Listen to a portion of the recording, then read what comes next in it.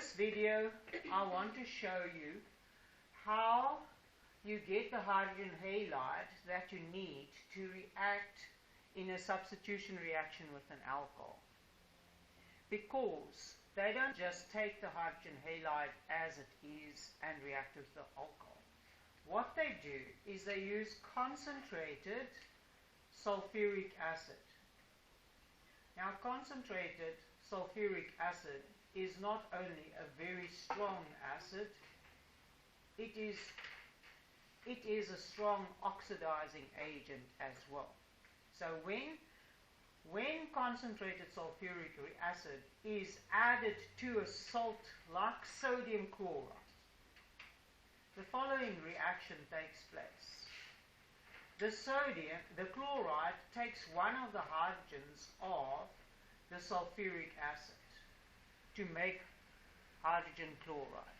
This is a way to ensure that there will be no water mixed with the HCl.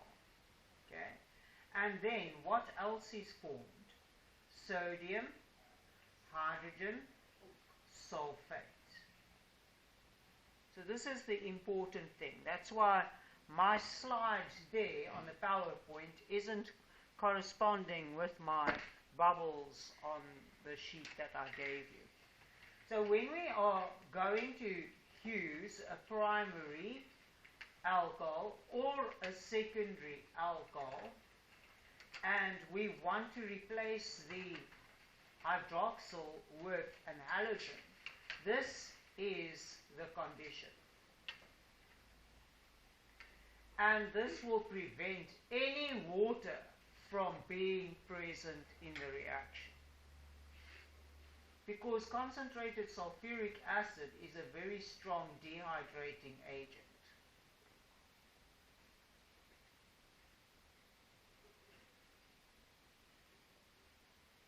And it is an oxidizing agent. But in this reaction with sulfuric acid and the salt, the sodium and the chloride bond breaks. One hydrogen breaks off the sulfate and you get hydrogen chloride, sodium hydrogen sulfate. That corresponds to the bubble that I've got there.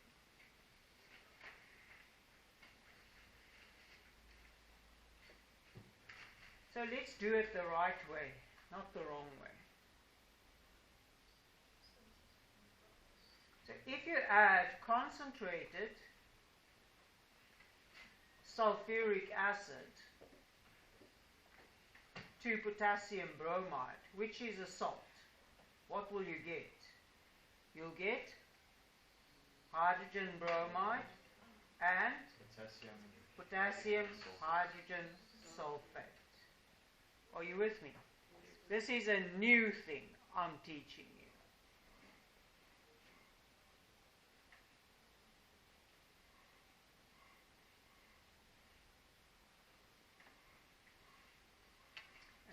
Now let's rewrite the ethanol and the hydrogen chloride reaction so that we can fix it up. We can't add just hydrogen chloride. What is ethanol? What type of alcohol? It's a primary alcohol. So rewrite, delete the hydrogen chloride as it is, because the hydrogen chloride is formed by mixing sodium chloride with concentrated sulfuric acid. What are you asking me? That reaction from the PowerPoint says ethanol plus hydrogen chloride. So we can't just put hydrogen chloride like that.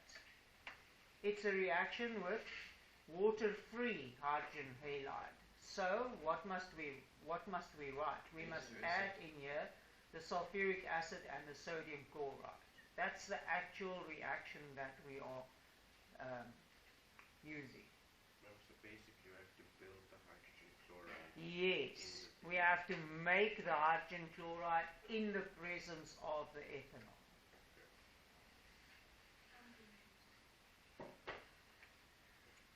Okay.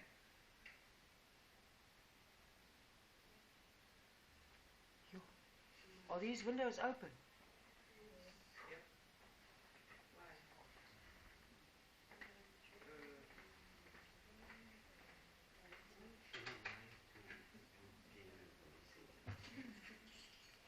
Okay, are you all right? Can I slide on?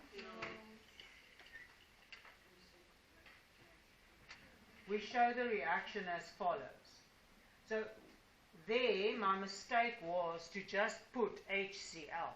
But in real life, it's a combination reaction where the alcohol is not mixed with the HCl, it's mixed with the salt and the sulfuric acid. So this is the mixture that makes the hydrochloric acid. Are you with me? Yes. So this is the mixture that makes the hydrochloric acid. But you mix these two things in the presence of the alcohol. So this makes the HCl. And that HCl, the Cl, takes the place of the hydroxyl. So We don't write hydrogen chloride as a reagent in the equation.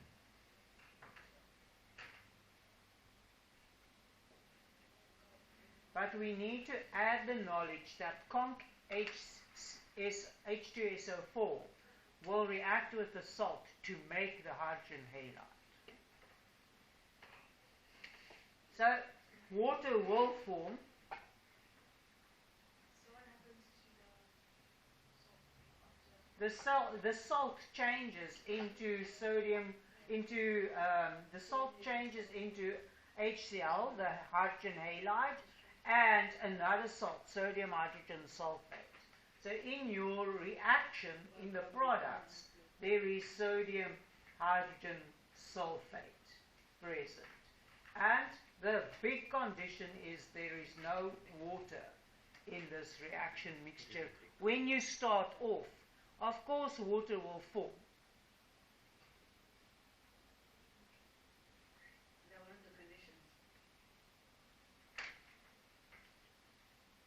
Okay, can we do one with this? So this is a primary alcohol. Yeah. Is there a Cooper structure for sodium? No, because it's ionic.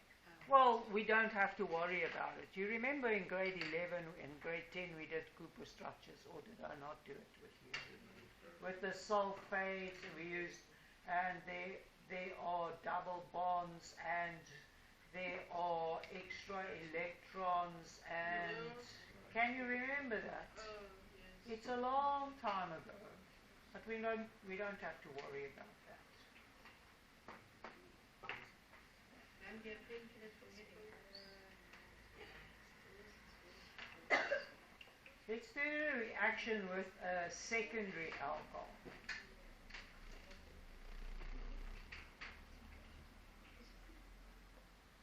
I think I've got one on my slides there.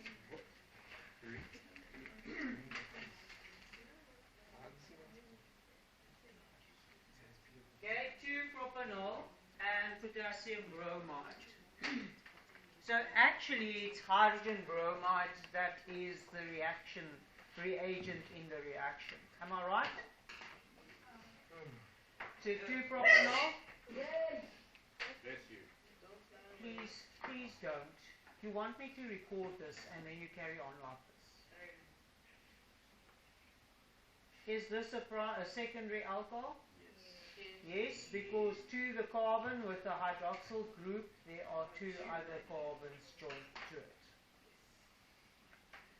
So the reaction mixture says that you're putting potassium bromide to this thing, but we know it's not the truth. What is the truth? We're mixing it with potassium bromide and concentrated sulfuric acid. Okay, then there must be no water present originally. what will form between the potassium bromide and the sulfuric acid? Yes. This will form HBr. And that HBr, the Br, takes the place of the hydroxyl. So this will be 2 bromo propanol. Propane, sorry. 2 bromo propane. And then the hydroxyl forms of water. The hydroxyl forms water, and the potassium forms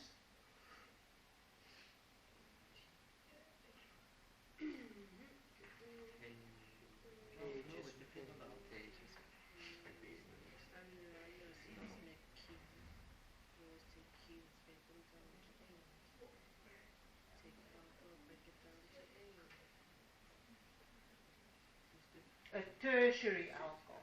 When the tertiary alcohol is substituted by the hydroxyl is substituted by the halogen, then you don't need the special condition where a salt and the sulfuric acid is mixed. You can just go tertiary alcohol plus the hydrogen halide.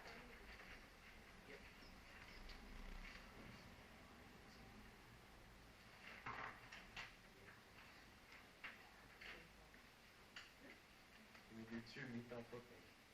We can. 2-methyl propane. I want to show you in your textbook where this is. The tertiary alcohol's reaction is straight with hydrogen halide. But primary and secondary, you take a salt and you mix it with concentrated sulfuric acid, and then it reacts with the alcohol to make the haloalkane. So our tertiary alcohol, according to the textbook, it's this one if you write it out. This is dimethyl. Am I right? No, it's not.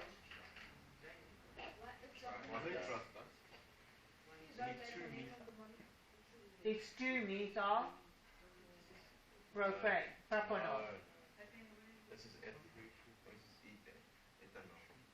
No, it's not. This is now This is like propanol. it's 1 It's methyl. 1,1. It's methyl 1 propanol. No, 2 propanol.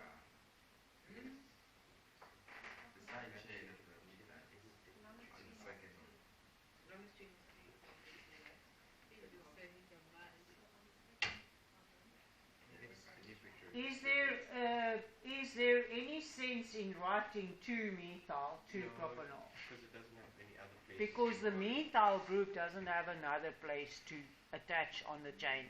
The moment it attaches to another carbon in the chain, then it changes to butanol.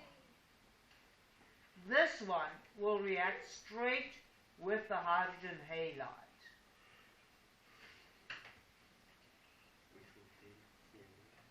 So it will make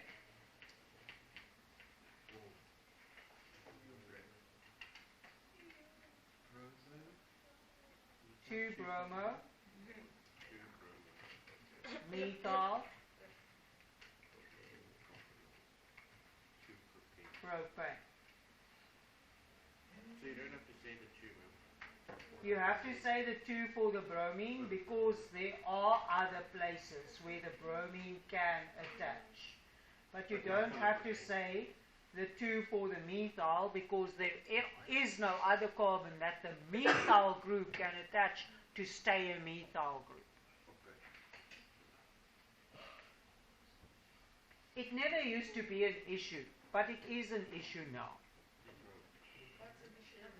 The 2 for the 2-methyl. They don't want it anymore. So this is 2-bromo methyl propane. And what is the byproduct here? Okay. You got it? Beautiful.